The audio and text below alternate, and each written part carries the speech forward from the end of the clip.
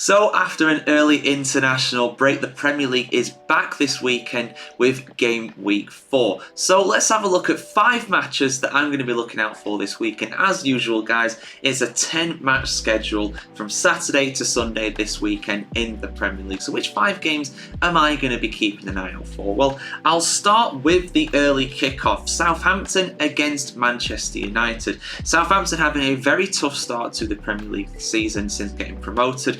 They've lost all of their matches. They have shown some signs of good play in there, but really they've not really scored many goals, just the 1 goal to their name so far. The likes of Aaron Ramsdale coming in will of course help them, but will it be enough to get a result against a Manchester United side that's, I don't want to say in crisis, I think that's a bit much, but not in a good space at the moment. They only narrowly beat Fulham in their opening game of the season. They lost against Brighton in their second, and then they absolutely got hammered at home by Liverpool in their third. So how do I think that they're going to get on with this one? Well, I honestly think Man United are just going to have too much for Southampton in this one. Southampton are going to play some good stuff. Maybe they'll have more of the ball, but overall their end product just isn't there. Man United, as bad as they've been at times, I think they're still going to have enough to beat Southampton at St Mary's. So I'm going to go with a 2-0 United win with this one. Next up, I'm looking to one of the 3 o'clock games on Saturday. A bit of a tricky one to predict this. Crystal Palace against Leicester City. Now, Leicester, of course, recently avoiding a charge through an absolute loophole. I've done a full video on that. Check it out if you've not already.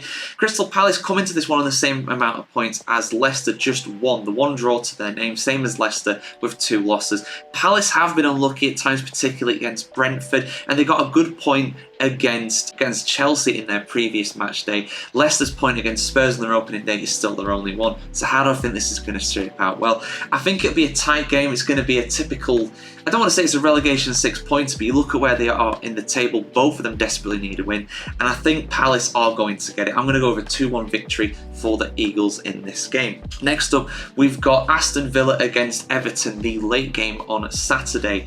Villa, of course, having a decent start to this season, 2 wins out of 3. Their only defeat coming against Arsenal, which is no shame at all in that, really, with how good they are. Everton, there is plenty of shame around for sure. They have lost every one of their games so far this season. On paper, this is a slam dunk home win to Aston Villa, and although I think it will be a slam dunk home win to Aston Villa, I'm not going to go with a big score line here. I'm going to go with 2-0 to Villa on this one. Everton to continue their really bad start to the season. Next up in my 4th match that I'm predicting, I'm going to go with Bournemouth against Chelsea. Now, Bournemouth had a good start to this season in my opinion. An incredible comeback win against Everton in their previous game, and also 2 draws as well. They were unlucky not to win against Newcastle as well earlier on in the season, but how are they going to get on against Chelsea, which again, a bit of a mismatched side. I mean, their transfer dealings, their bloated squad, that is all well and truly covered.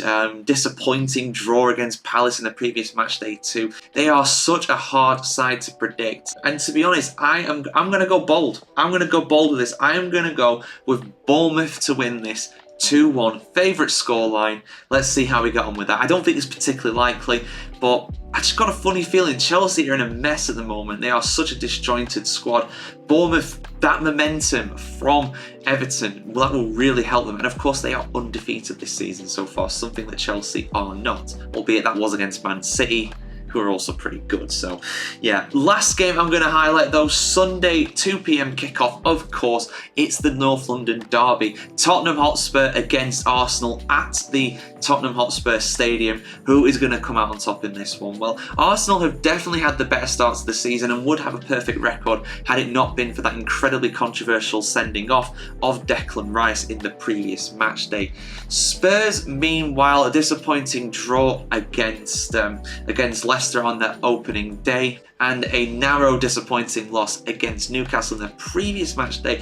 That has me thinking they're a bit of an inconsistent side. 1 draw, 1 win, 1 loss in their 3 games so far. They are at home though, and this is a derby. The form book, just chuck it out the window, throw it out there, because you don't know what's going to happen.